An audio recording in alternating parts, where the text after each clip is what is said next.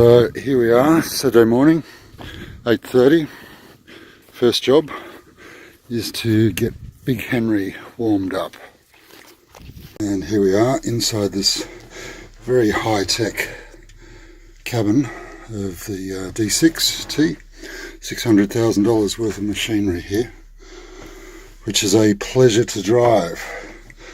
Let's get this show underway.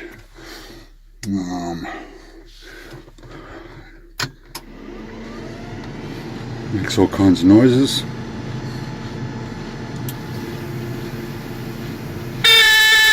Yeah, that doesn't sound like a good sound, but it is. Okay.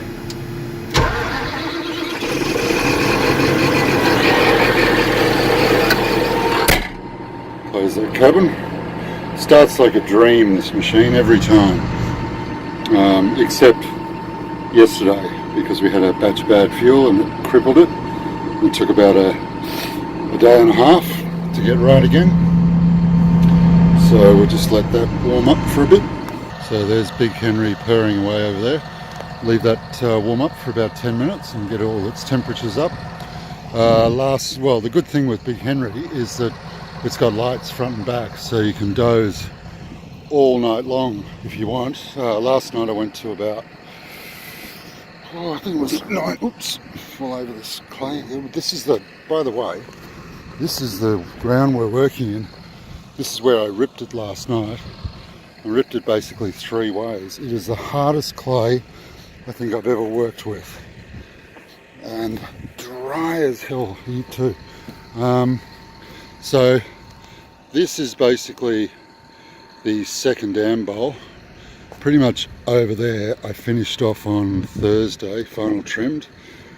And then yesterday afternoon, was it, about 3 o'clock till about 9:30 at night, I'm getting extra volume out of here and ripping down this wall, creating a bigger bowl. Probably got another 2 megalitres out of it yesterday. This is a lovely decorative island. It doesn't look much from up here, but it's about, from the ground to the top, it'd probably be about 6 metres. And that will be isolated when it fills up right there, and that'll be the client, Tony, Mr T.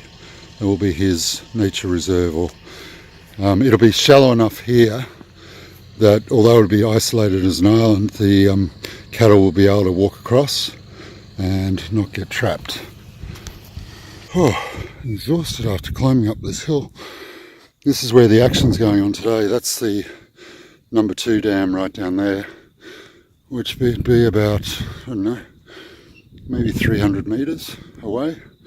And then it comes up, or extends all the way up to this. Now this here was a very small little dam, which we've increased. There's Sumi. She's at the moment, she no go because we got a bad batch of fuel, which disabled both machines. The only machine we had going was the tractor because we hadn't filled it up with fuel. But what we are doing here is this is free. You can't really tell, but if I slipped here, I would roll for a long way. So what we've got is this big input here, comes into this dam here, which we're reshaping to get some volume in. We've pulled out a spillway along here, which you can't see because it's full of fill. And we've got this huge wall. You get no concept of how high this wall is. But today, I have one goal. It's 8:30 in the morning. I'll probably go till, I don't know, maybe 12 o'clock tonight. But all this fill here is going to come back into this wall here and be joined up to that wall. And it's going to be very beautifully shaped. And by the end of the day, you'll probably see Sumi still there, but you'll see all this stuff is being shaped into the wall. That is the grand plan. We'll see how long it takes me. It might take me less than what I imagined, but I've got this wall here which is, I'd really like to get some shape into, but it's 70 degrees probably, this slope. You can't really get any concept of how steep it is. but it's a long, long way down there. So here's our countryside. What a way to spend a Saturday morning. Look at that. Pretty amazing. In the middle of Dungog. Some pretty prime territory. Got no internet or phone access. We actually have to go right to the top of that hill and we can get some phone access. Which is kind of liberating in a way. So that's it. Let's get to it. So here we are in Bink Henry. We'll go through the startup sequence. Temperatures look okay. So first off, get some revs up. Very nice sound when it does that. Beautiful.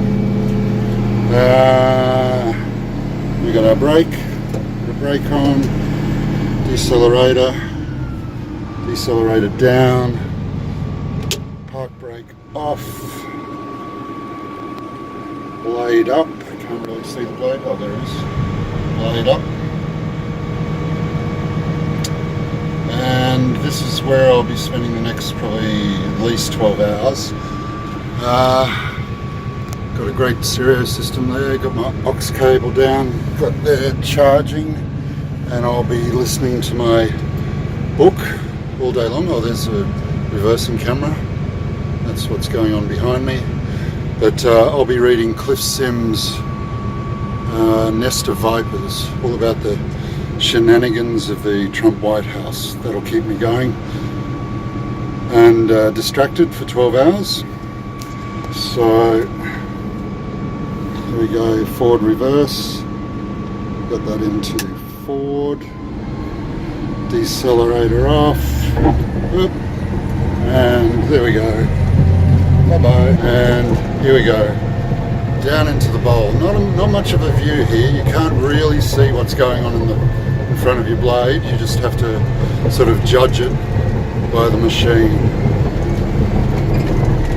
And we'll take it down a gear or two, just to be a bit slower. And here we are going down into the dam bowl. And I will track all the way up there.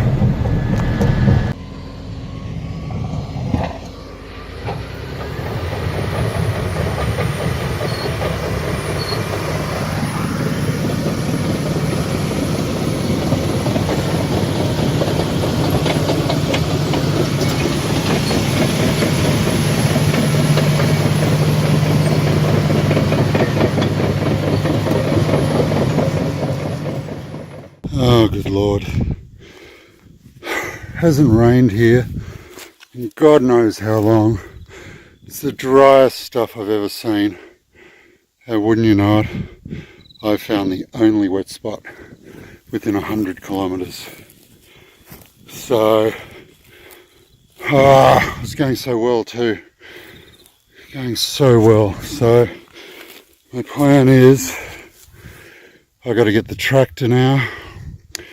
And it's leaning to the right. I've got the rippers down, I've got the blade down, trying to get some space under the tracks, and I'm going to stuff some tree trunks under there with the tractor. And Big Henry, you will come out. You will come out, because I got too much to do for you to be stuck there. Let's see what happens.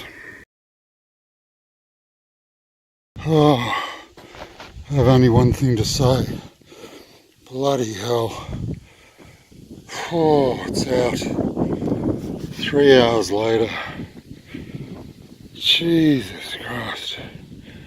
Oh, that was like quicksand in there. So, basically 3 hours of trying to pack under the tracks. And I really thought for a moment there it was never going to come out. But the thought of having to ring Jordan and say, "Oops, come and rescue me," was just not an option. So it was coming out one way or another. Holy dooly. Thank Christ that's finished.